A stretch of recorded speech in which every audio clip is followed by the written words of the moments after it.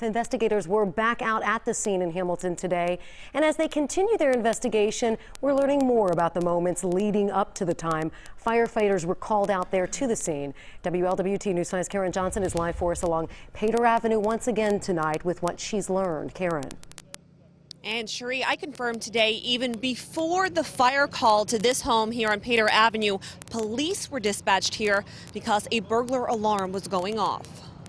Investigators spent a third day processing the scene, taking measurements. ATF agents used their high-tech equipment to photograph the inside and outside of the home, as police made sure to ID and record everyone who entered the house. Engine 21, engine 24. Just after 1 o'clock Monday morning, tones dropped, 25. sending Hamilton firefighters to the scene. Respond to 1310 Pater, 1310 Pater Avenue for a structure fire.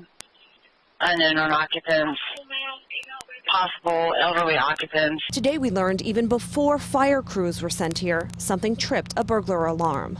When a Hamilton police officer came to investigate, he saw smoke. Around the same time, a passerby called 911. The connection was poor. Something is on fire.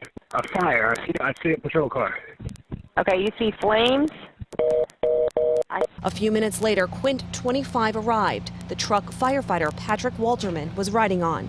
Quint 25 is on the scene, two-story wood frame, heavy smoke showing from three sides of the building. We're going to do a 360. At that time, radio traffic indicates firefighters believed people could be trapped. We do not have a confirmation that we have people out of the structure yet. That's negative. There's no confirmation that people are out. There's a possibility people could be inside. Walterman fell through the first floor shortly after entering the burning home, hoping to save a life.